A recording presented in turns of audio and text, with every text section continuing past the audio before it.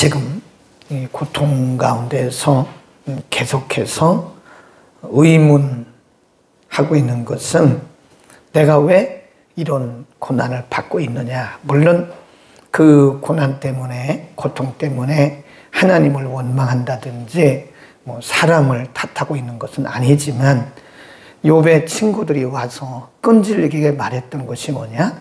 내가 죄가 있어서 이 고난을 당한다 라고 하는 그 사고, 그들의 주장에 대해서 욥은 계속 의문을 갖는 거죠. 내가 하나님의 뜻대로 살았고, 의롭게 살았고, 공의롭게 살았고, 선행을 베풀었고, 심지어는 29장에 보면 어린 아이들까지도 나를 존중하고 존경하고, 1장 2장에 보면 하나님도 욥을 인정하셨었는데 어떻게 내가 이렇게 됐는가 모르는 거죠. 욥의 친구들은 그 원인이, 이유가 죄 때문이라고 딱 못 박아서 단정 짓고 떠났잖아요. 근데 욥은 그건 아니라는 거죠. 그래서 오늘 본문에 보면 29장과 중복되는 부분이 있는데 자기 변호하는 거예요. 지금 자기의 의의를 주장하는 건 아니지만, 나는 사실 하나님 앞에서 의롭게 살았다. 내가 할 수 있는 한 나는 하나님 앞에서 믿음으로 살았고, 하나님의 뜻대로 살았고, 그리고 많은 사람들에게 나는 할 수 있는 한 내 한도 내에서 최선을 다해서 그들을 도왔다. 하나님이 나를 아신다. 그런 얘기예요. 거기 보세요. 1절에 보면 내가 내 눈과 언약을 세웠나니 어찌 처녀에게 주목하랴. 그리하면 위에 계신 하나님의 내리시는 분깃이 무엇이겠으며 높은 곳에서 전능자의 주시는 산업이 무엇이겠느냐. 4절 그가, 하나님이죠. 그가 내 길을 감찰하지 아니하시느냐. 내 걸음을 다 세지 아니하시느냐. 계속해서 그는 말하기를, 욥은 말하기를 하나님이 증인이다. 하나님이 지금까지 내가 어떻게 살아왔는지 하나님도 알고 계신다. 1절의 말씀에서 그는 이렇게 말해요. 내가 내 눈과 언약을 세웠다. 그 말은 내가 내 시선을 오직 하나님께 두고 말씀에 두고 나는 그렇게 공평하게, 공의롭게, 정의롭게, 정직하게 살았다. 그런 뜻이죠. 하나님이 다 알고 계신다. 내가 하나님 앞에서 양심적으로 말하는데 나는 이렇게 살았다라고 자기 변호를 하는 거죠. 5절에 이렇게 말합니다. 언제 나의 행위가 허탄하였으며 내 발이 개울에 빨랐던가. 그리고 9절로 갑니다. 쭉 내려가다 6절 먼저 볼까요? 그리하였으면 내가 공평한 저울에 달려서 하나님이 나의 정직함을 아시게 되기를 원하노라. 언제 내 걸음이 길에서 떠났던가, 내 마음이 내 눈을 따랐던가, 내 손에 더러운 것이 묻었던가.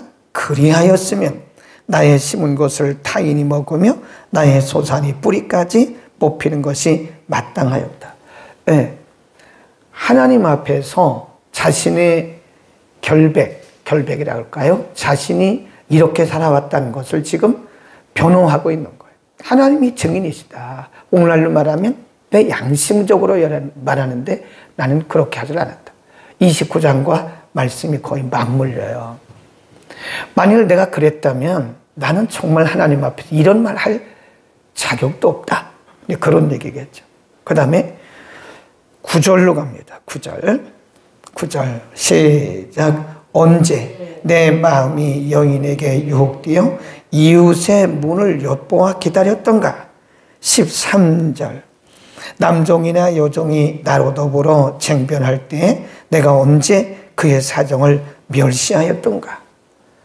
종들까지도, 남종이나 여종들까지도 내게 와서 무엇을 요구했는데 내가 언제 멸시했느냐. 나는 사람을 차별한 적이 없고 누구든지 내게 와서 도움을 요청하면 내가 안 준 적이 없다.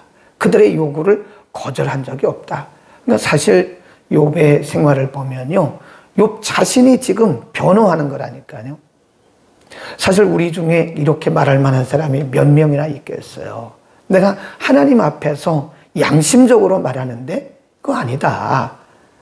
욥의 친구들은 계속해서 자신들이 가지고 있는 그 인과응보의 잣대를 가지고 욥을 단정하고 떠났다니까. 너는 틀림없이 너의 죄 때문에 이렇게 된 거야 라고 말하는데 아니라는 거죠. 하나님이 나를 하시고 내 양심이 말하는데 나는 그렇지 않았다. 심지어는 종들이 와서도 나는 그들의 요구를 거절하지 않았다.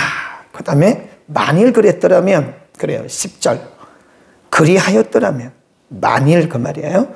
만일 내가 그랬더라면 내 처가 타인의 매를 돌리며 타인이 더불어 동침하는 것이 마땅하니라.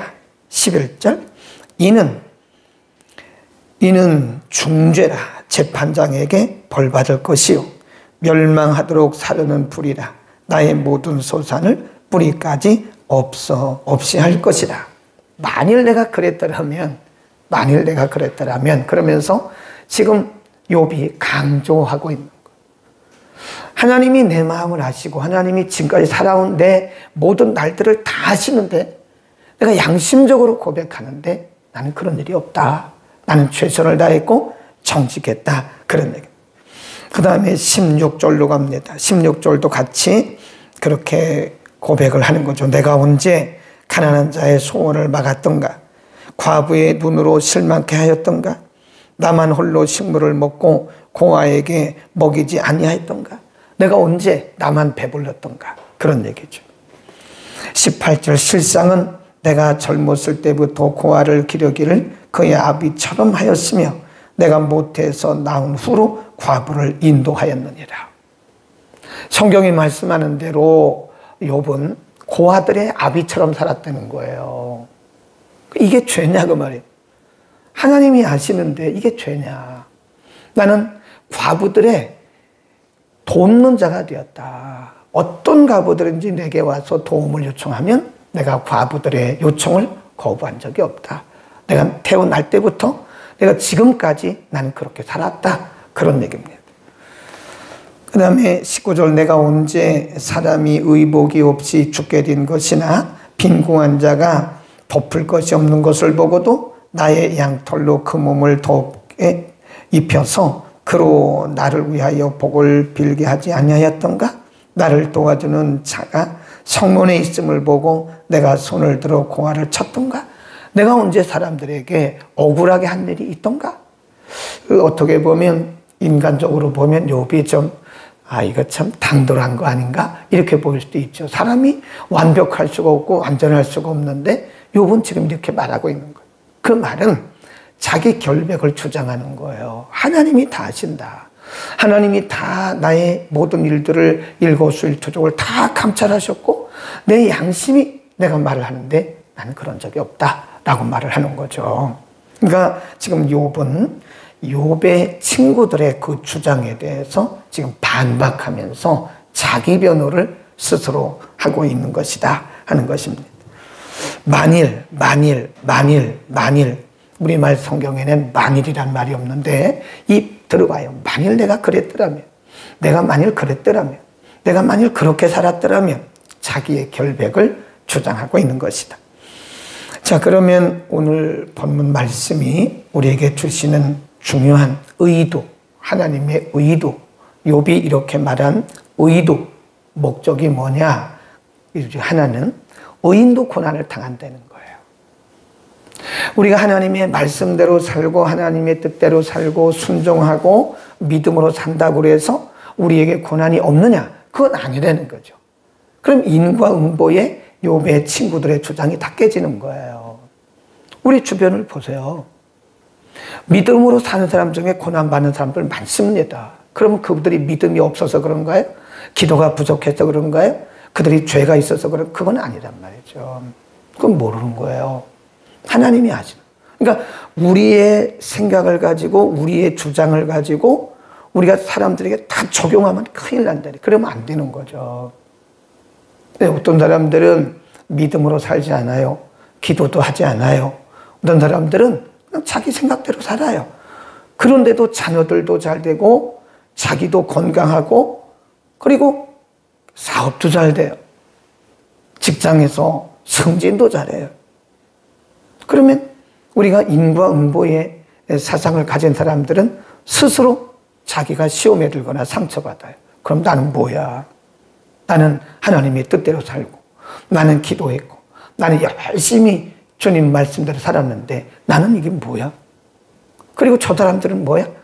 그러면서 우리가 이상한 다른 사람들의 그 악인들에 대해서 불평하고 때로는 정죄하게 되는 거예요. 그게 시편 73편이죠. 그러나 우리가 분명히 알아야 할 것은 우리가 말씀대로 살아도 고난이 와요. 그러니까 고난받는 크리스찬들에게 우리가 자꾸 말하기를 당신 기도가 부족해서 그런 거야, 이런 말도 하지 말자고요.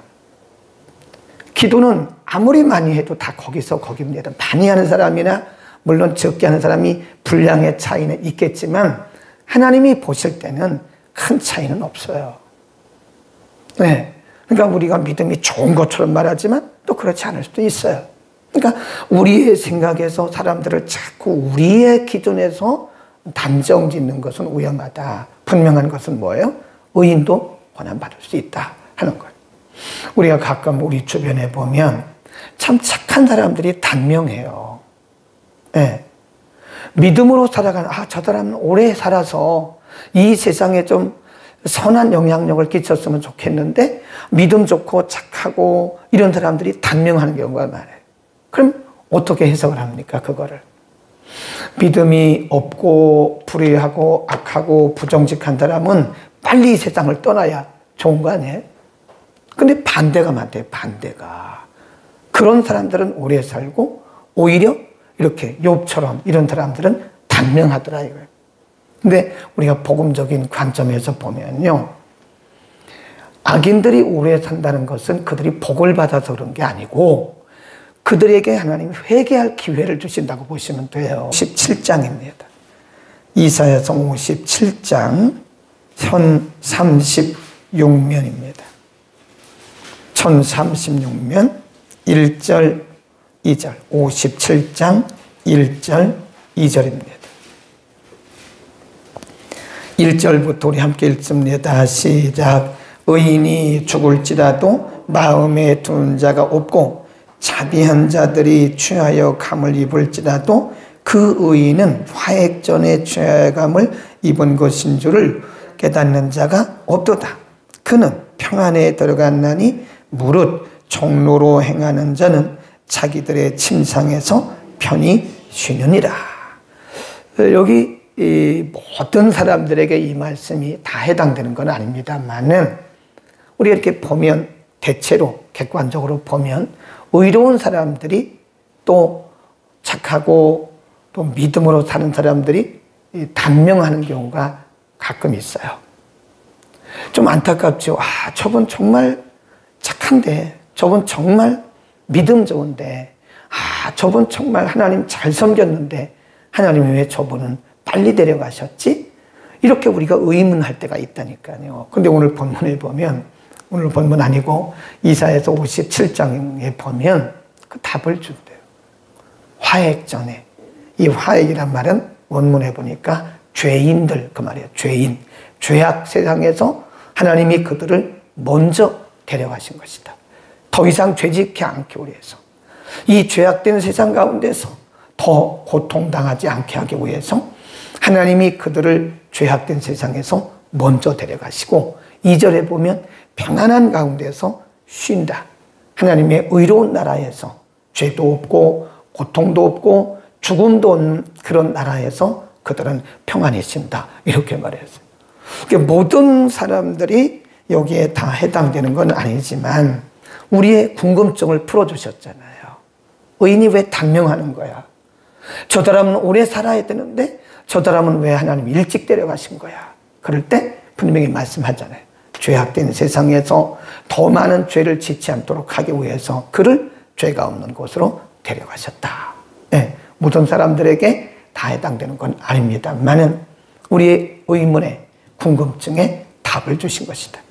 그 다음에 또 한 가지 오늘 본문을 통해서 말씀해 주는 것이 23절입니다. 욥기 31장 23절 맨 끝부분에 보면 나는 하나님의 재앙을 심히 두려워하고 그 위험을 인하여 아무것도 할 수 없다. 거기다 줄거놓으세요. 아무것도 할 수 없다. 지금 욥이 자기 변호를 했던 것은요, 욥의 친구들, 자기 친구들이 와서 너는 죄가 있어서 이렇게 되었다고 하는 그들의 잘못된 주장에 대해서 반박한 거지, 사실은 욥이 말하기를 내가 그렇게 살기는 살았어도 전능하신 하나님 앞에서 내가 무슨 말을 하겠느냐, 그런 뜻이에요.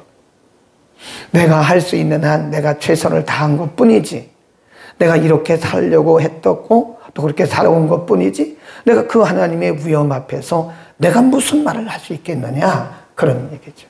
그러니까 하나님 앞에 원망할 수도 없고 내가 하나님 앞에서 내 의를 주장할 수도 없다라고 하는 것을 의미하는 거죠.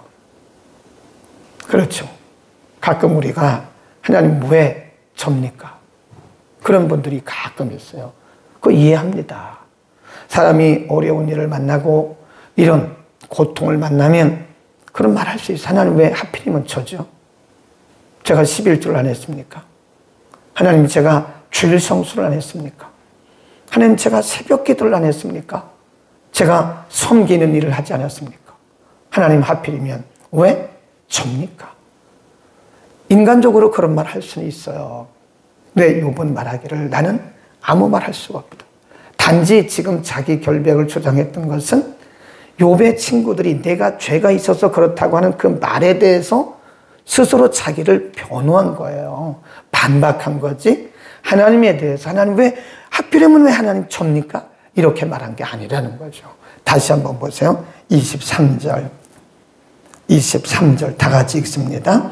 나는 하나님의 재앙을 심히 두려워하고 그 위험을 인하여 아무것도 할 수 없습니다. 나는 하나님 앞에 이렇다 저렇다 말할 수 없습니다. 분명한 것은 뭐죠?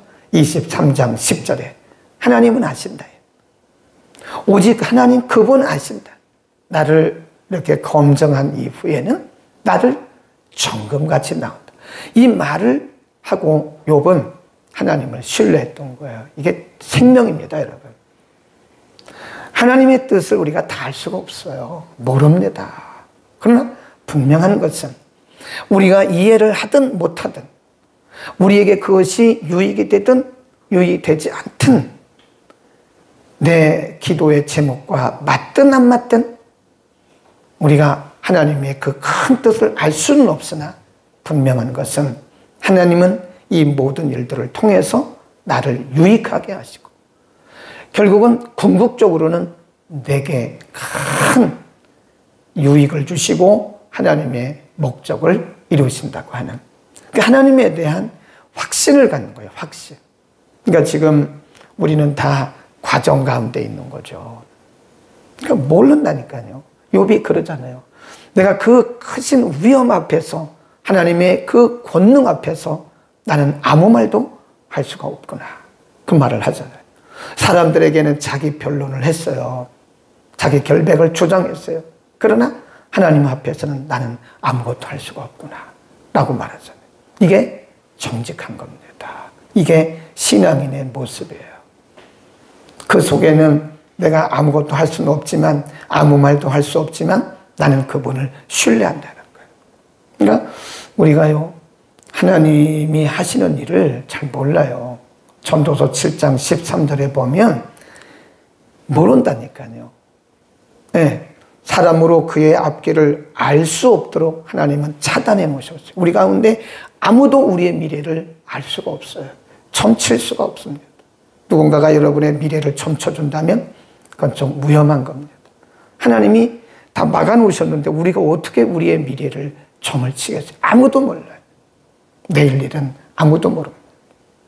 분명한 것은 하나님은 우리의 아버지시고 하나님은 신실하신 분이기 때문에 결코 우리를 승리케 하시는, 우리는 그거를 궁극적 승리라고 그래요. 지금은 모르지만, 지금은 뭐가 뭔지 잘 모르겠지만, 지금은 힘들고 고통스럽지만, 그러나 분명히 이런 일들이 다 합력해서 하나님의 선을 이루신다고 하는 그것은 분명한 거예요.